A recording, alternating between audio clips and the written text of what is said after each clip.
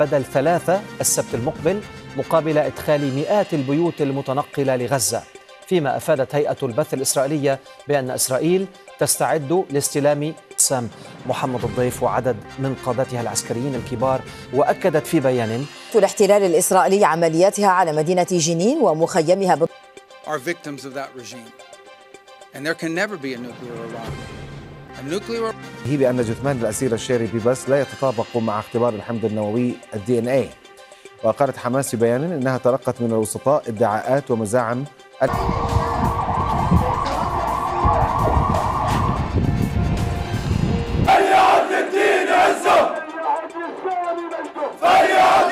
رئيس الوزراء الإسرائيلي بنيامين نتنياهو بالعودة إلى الحرب بغزة وتعليق إدخال المساعدات الإنسانية إلى القطاع. وجدت تركم فينسياتي فرتمو كان دوبتن ديبني فاكسمس نمو ملالا تجتم بلچان سيونوتا الدنيا دو اكم سيسو في وراني دوچا غزاف ويست بانكتي توفتاوان ماتين شرور كيسي توتا وطوبيسوتا إسرائيل سديرت ماتي فتاني دوكان تل أبيب ولا كيسا قوتو تياجا جميع جراجرون ويراري ويست بانك كيسا بيكتي أمريكا في إسرائيليتين كم فول دراتي فوفيتاو في Gurr akkasumas deeggarsa namummaa irraa kaa'amee addunyaa dheekkamsiisee jiran kun sagalee mujaahidoota gurraan dhalaa 11 Jum'aa galgala akka mul'atan kabajamtoota hordoftoota keenya sagalee mujaahidoota irraa odeeffannoowwan balballoomii foddaa miidiyaalee idila addunyaa fi addunyaa keenyaaf yeroo ammaa dhagahamuu qaban hunda qabanneetiin dhiyaanneetii jirra nufaan akka buutan abdii qabna.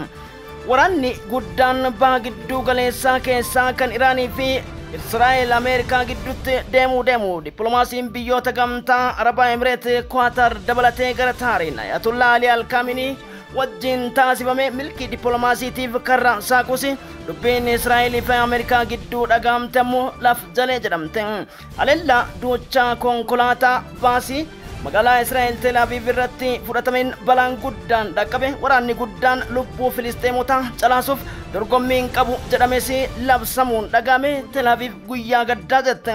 Reeffi guramtoota afur akkasumas daa'imman maatii beekamoo seenaa qabeessa Israa'elotaa jedhamee wal qabsise waraanni Israa'el haleellaa isaatiin ajjeessu Hamas ragaa dhiyeessus Benyamin Netanyahuun karaa barbaadaa daa'ima beelaaf deemtu jabbiin irra jette fakkaatti gabaasa bal'aa dhageettu. Imalli jaarsummaa Iraaniif biyyoota Arabaa afur taareen daawwannaa Ayatullah Sayyid Ali Al-Khamenei wajjin taasisan Jeneraal Muhammad Baghariitii fi Jeneraal Hussein Salamini Jeneraal Ali Reza Tansiri fi Ayatullah Sayyid Ali Al-Khamenei irraa kaasee hundi waraanni isaanii akka dhaabbiidhaan qophaa'uuf qaataa isaanii akka micciiratan ajajamuun dhagame.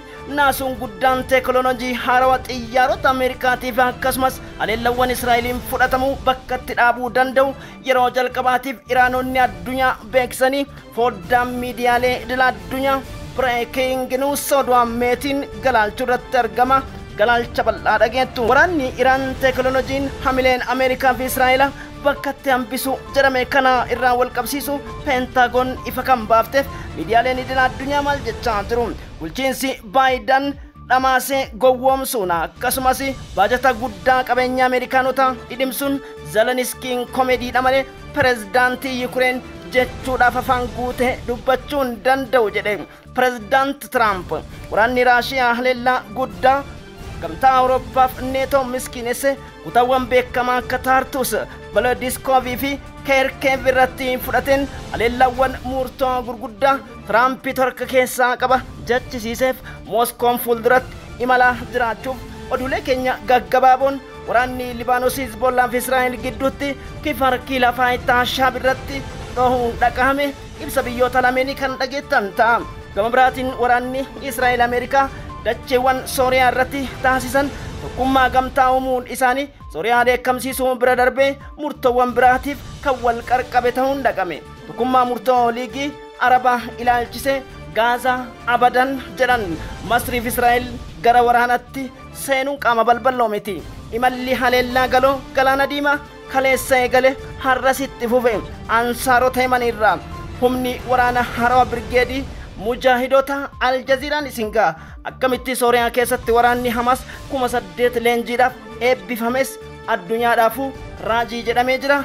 Caayanius teekinooloojiin maddeen Aljaziiraa BBC Al Arabiyaa Times of Israel, Russian Today Arity, Irna Tasnimi Press TV'n, Financial New York Times, Washington Post Ramat Defanne, Ism Brangenya, Sagale Mujahidota, Philistemonis ni Rabbitin, Nimoatu, Balan, Yoromati Visayr Tilabsame Empire Kesa, Isan Duwisu, Ammas Nikufa, Dugan, Ifarabbiti, Ifalman Namatif, Rabbi Faiwan Tatev, Philistemotaf, Rabbi Mirgada Batu, Adunyaf Bia Kenya, Nagayatasisu, isinis dacha warra sagalee Filisxeemota taatan muraada keessanin isin hagammachiisu balballoomii Caayaa News Technology harawatanan subscribe gochuun itti dabalamuun like gochuun yaada qabdan Free Palestine no war jechuun dagatinaa isiniin jennaati itti dhiyaadha.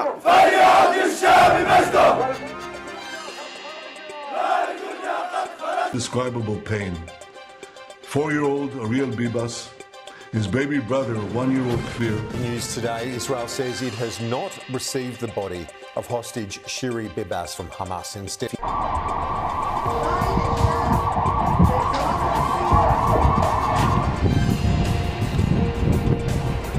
human rights groups, the militant group, parading 4 black coffins before they were placed in a Red Cross vehicle, as I say, described. ومع اختبار الحمض النووي DNA.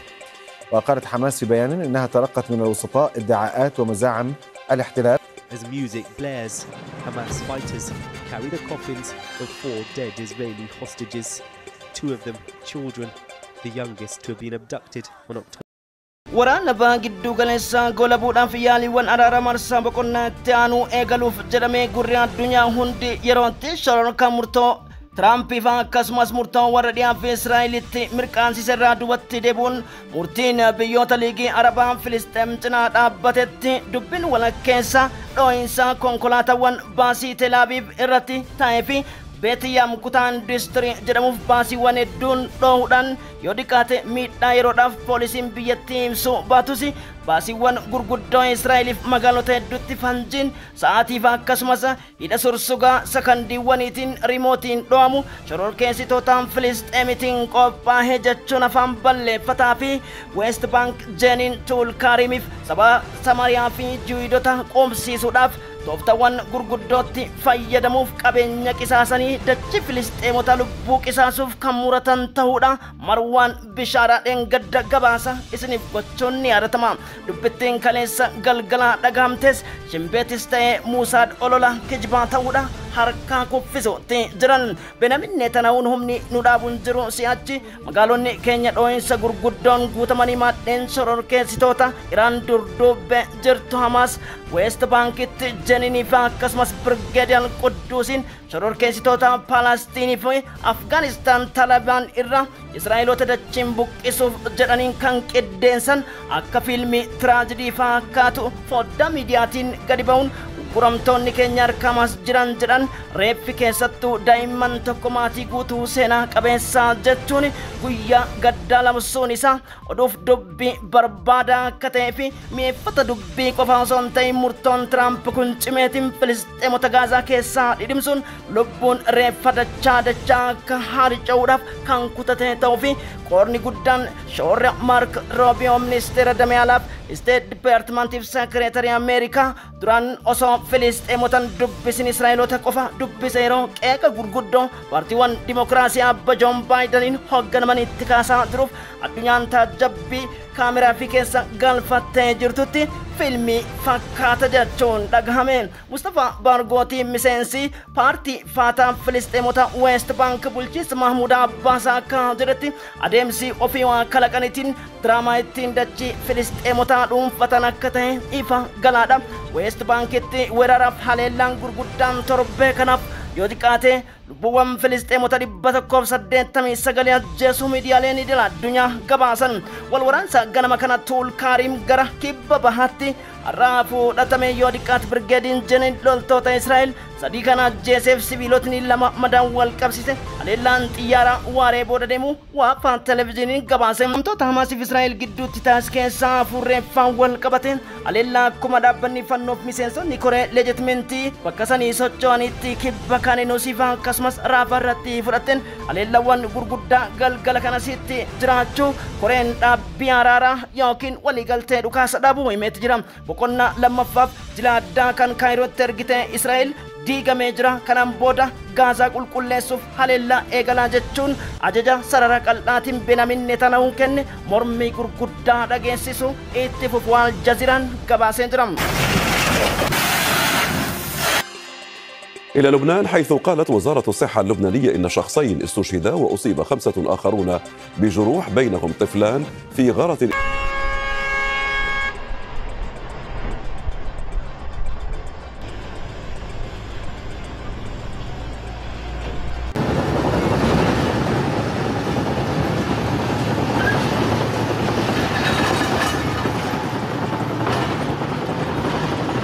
في الوساطة في جمهورية مصر العربية والولايات المتحدة الأمريكية ملتزمون بدعم جهود البدء في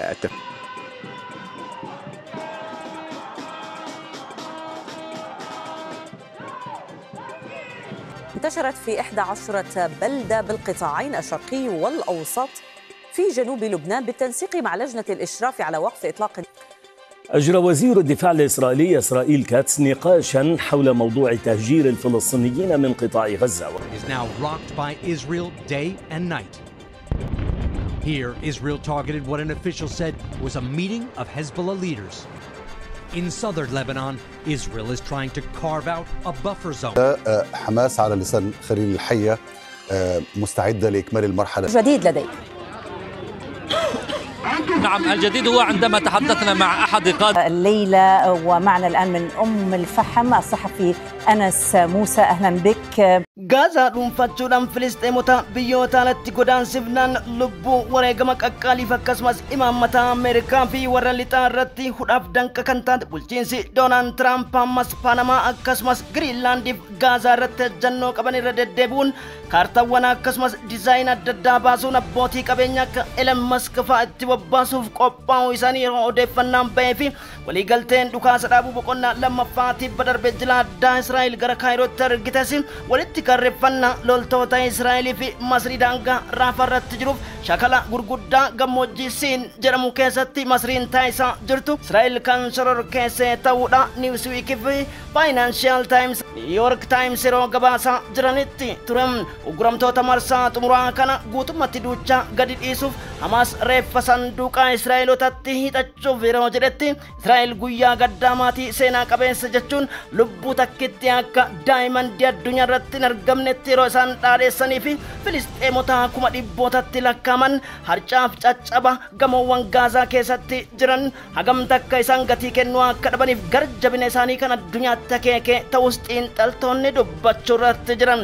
Arriti Raashiyaan Today Media jedhu wabeeffachuun dubbiin guddoon Kireemni Moskoo irraa baatee har'a dhimma Gaazaa irratti araarama tokkollee akka hin qabne kan jila addaa Geellaa Biroo Ministeerri Damee Alaa Suudi Arabiyaatti haasa'uu fi adeemsa kana yookaan hin jijjiirre taate Ameerikaaf Raashiyaanis ta'e Israa'el addaan citu akka jirtus waliin haasaamuu dubbachuun Tiraamp dubbittii kana qabbaneessanis Netanyahuurraan dhufuu fi boombiiwwan seeraan dhooggamanii fanjii dhukaatonni 2000 baa gidduu galeessatti Gaazaa Libaanoosiif Iraaniif kennamuun isaammoo garaan murtiin beeyne diina abbaate akkuma mammaaksa jedhamu taareen kaleessa ture qondaaltota Emireet Sheek Muhammad Taamiim amiirota gurguddoo simachuun Ayatullah Sayyid Ali Al-Khamenei wajjin dhimma baha gidduu galeessaaf shororkaaf weerara guddaa waraana guddaa saaquu danda'u Israa'el Arabootaa fi warra lixaa jidduutti keessattuu Riippaabilikiin Islaamaa Iraan nikileerii hidhattee jirti. Yuraaniyeemii isii kana haleeluuf yeroo Israa'el ilkaan qarachaa jirtutti ture. Ayatullah Sayyid Ali Al-Khamenei Ameerikaan hojmaata dhugaa akkasumas haqummaa loogii seera idila addunyaa hunda galeessa hin qabdu jechuun mataa gubbaan dhangalaasan jedha. Newsweek akkasumas taas miidiyaan Raashiyaa wabeeffachuun gabaasni Associated Press baase Iraan walii galtuus fedhiin Ameerikaa inni guddaan teekinooloojii misaayila guddaa barbadeessuuf diroonii takkas Iraan akkan hidhanneef qoqqobbiin ergamacheessanii booda bulchiinsa Ayatullah Sayyid Ali Al-Khamenei erga dadhabsiisanii qondaaltota gurguddoo Iraan haleeluuf akka ta'e kan argatan ta'uun mirkanaa'e. Pireezidaanti Masuud Pezeshkian Tsiyoononnis ta'e Ameerikaan yeroo jalqabaatiif salphina addunyaa harka Iraaniin akka argatan beesan. Ali Reezaa Taansiriitti gaafataman damee galoo galaana IRGC Iraanota tarkaanfiin Iraan har'a yaaliiwwan gurguddoof akkasumas maqballeessii fuudhemu Tel Aviv gatii akka kafalchiisus akeekkachiisan. Ajajaan waliigala waraana Iraanota Jeneraal Muhammad Bahagaari biyyi Tsiyoonootas ta'ee bulchiinsa Tiraamp irra deebi'ee akka filaaluu fi humnaaf maqaan qofti gayaa miti. Iraan bakka isin jirtanitti dhaabuu akka dandeettuuf egereen Ameerikaa miila gabaabachuu danda'a jechuun Iraan maal argatte jechisiisu Newsweek gabaase.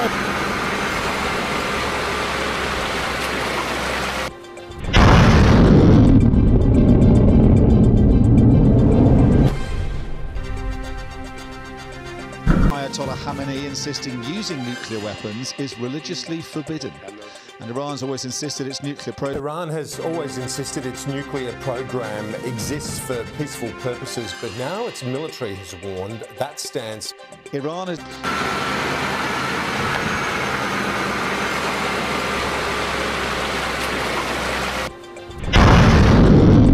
عبر عن التزام الحكومة بتحرير جميع الأراضي اللبنانية واحتكار الدولة للسلاح وبسط سيادتها على جميع أراضيها بقواها الذاتية. الحكومة اللبنانية ب 18 شباط يجب أن تنسحب إسرائيل من كامل الأراضي اللبنانية التي احتلتها. هايبر سونيكي فاجينيا سافيسا سغالي كودا شانيا كسماسي كيلومترا كوما سدي بلاليون وان بربادي لاماسا ركوتي برباديسوف رادارين توكون دامني إيران إفاغو تجدامين تانكيوان أمريكا ديزاين أبراهام سفاكاتنس هدوان أومشوف وران إيران كالتي وانيسا إيجا تل أبيبي في كلين سوا قباتا كتاستو تصنيم وبيفتشون الاندستانت قباسم كما براتين غلو غلانا رتي إسرائيل في أمريكا والتيسي غانتيسيسون دوني وان إبتو كوف جاتما والكان إبنسيف فلسطين لما فاجتشوني سغالي مجاهدوتا غازا فلسطيموتا فكانتي أوتين يمنوتا هرقس دوني هليلون لغا مجرى المسرى وبيفتشون أسوشيتر بريزا كجروت أوتين هدتي كوف تل أبيب ماتشي سوفا كجرو يايا ساريادا دبيمان هاوتي يمنوتا غباسودا الجزيران مركاني سيدرام إسبولان كرانايب قاسمين إرغايب سبا سيبودا غراواراناتي سينوف روكتي وان هدون كيفا ميروئي كيبا إسرائيل ياتي وكاوف وران إسرائيل دانغاج أبسي سينوفا كاجروف إسبولان ورانا رابي قدا كاكبوف deeggarsa gurguddaa argachuus himameetii jiram. Waliigaltee waraana waggoota sadii Raashiyaa fi akkasumas Yukreen gidduutti dadhabame karaa Tiraampiin erga dhimmi dippiloomaasii Raashiyaa fi Yukreen gidduutti jiru Yukreenin ilaallatu jechuun Ameerikaa fi Raashiyaan Saawud Arabiyaa Riyaaditti walii galanii booda Zeleniskii mataa gubbaan dhangala'an keessattuu bulchaan Yukreenota bulchiinsa Joon Baayiden miliquu fi tooftaan sossobuu baajataa guddaa Ameerikaanota doolaara biliyoona 300 ol kan nyaate ta'uuf deebisuu qaba. Miidiyaaniidha malee pirezidaantii Yukreenota kan seeraan filamee miti. Aangos hin qabu jechuun golga fuula gurraacha Zeleniskii irratti dhangalaasanii. Raashiyaan kan kanaan gammadde dubbitti haleellaa Kiruus dameewwan gurguddoo Taartus irratti loltoota gara fuulduratti malchiifteen injifannoo argatte. Magaalonni har'aaf kaleessa afur ta'uu Kremlin beeksifte. Dhimma waliigaltee dhukaasa dhaabuuf dhaabatuun biyyoonni gamtaa Awurooppaa tokkos hin hirmaatan waraanni Chaayinaa nagaa eegsitoota duraati jechuu New York Times wabeeffachuun erga gabaafame France, Germany fi UK Ingiliz marachuurratti akka argaman himame. Raasiif Xayyib Erdogan adeemsi Gaazaaf West Bank weeraruu deemu gara lolaatti deebisuu akka jiruu fi pirezidaantii Tark Ahmad Sharaa wajjinis Raashiyaa wal arguuf akka jiran dubbiin garam jechisiifte. Dhimmi Iraan dhimma biyyoota Arabaati jechuun liigii Arabaa ammoo waliigalteen keessattuu dippiloomaasii Abbaas Araakchi ministeerri damee alaa Iraanotaa taasisaa jiran bu'aa qabeessa akka ta'eef Iraan teekinooloojii Israa'el caalte hidhatuun Ameerikaaf mallattoo gaaffii ta'e. As part of Israel's Iron Dome anti-missile air defense, not as offensive weapons to be used anywhere else. So there's the context there. France has a piddling lead to any fruit. And as we've been making clear, this site is really important to Iran's nuclear program. What do we know about the damage that's been done this time? So the West pulls out of NATO. The risk that Russia will occupy Europe is 100%. The strains in the transatlantic alliance were front and center. He said Iran is ready to strike Israel again if necessary. To drive home the point, the 85-year-old cleric clutched an assault rifle. Israeli Prime Minister Benjamin Netanyahu is at war with Iran's network of allies. Deemsi qondaaltota Riippaabilikaanota Tiraamp irraa kaasee itti aanaan jedhi Vaansi dabalatee dhaadannoon kan guutame addunyaa garamitti qarqaba jiran yaaddoo yeroo ta'ee fi walga'ii Muunikitti dhimma nageenya gamtaa Awurooppaatiin taamee fi Awurooppaan mala keessa laalladhaa karaan kalabbaa malli kaabbaa waan fakkaatuun ergaa Emmanuel Macron akkasumas Keir Starmer dabalateetiin dubbiin Ameerikaan deemanii jirtu neetoo diguu deema jedhaniitiin dhadhawwisa dubbiidha carraaquu eegalanii yariin gamtaa Awurooppaa akkasumas hariiroon Ameerikaa gidduu jiru Awurooppaa fi Ameerikaa gidduutti daranuu yaaddoon hadhaa deemsa tarsiimoo neetoo fi Ameerikaan waggoota hedduuf neetoo hoogganaa kan turtee fi maddeewwan baasiif diinagdee loojistikiin kan utubaa turte yommuu ta'utti neetoo lafatti dhiisuun gamtaa Awurooppaa gargar facaasuun gaaffii Giriinlaand kan Deenmaarkiif Paanamaa irratti waan neetoon namormee jechuun gamtaan Awurooppaa fudhatama dhabu ragatta immoo Doonaald Tiraamp erga mariin guddaan karaa dippiloomaasii Riyaaditti taame qoqqobbiiwwan Raashiyaan qabdu guutumaan guututti irraa kaasuuf harka mirgaa Raashiyaa godhachuun Zeleniskii waamichaaf akkan dhiyaatintu taasifame jedhamu. Akka Newsweek taas miidiyaan idila addunyaa beekamaan gadi baasetti Raashiyaan tuqamuu Iraaniif waliigaltee mallatteessuun Raashiyaaf Ameerikaan waliigaluun ammoo haleellaa jala dandamachuu gama birootiin Iraan dorsisaaf malee jalqaba itti bu'uu akka hin qabnetu himama. Keessoo iccitiiwwan gurguddoon Newsweek akka jedhanitti hypersonic misaayilonni Iraan hidhatan akkasumas durdubbee Iraanitti shimbeetiif Muusaad odeeffannoo 90 yuuraaniimii irraa gara boombii 7 Iraan atomii hojjechuu isii kaleessa mirkanaa'e kan jedhan barruu xiinxala keenya har'aati. Addunyaa keenyaaf nageenyi Rabbii haa babal'atu. Nagayaatu caala. Sooshaal miidiyaan nagayaaf isin hunda bira jaalalli dachaa hawaaru. Halkan gaarii sagalee mujaahidota CTN like share harawataanan subscribe gochuun dagatina.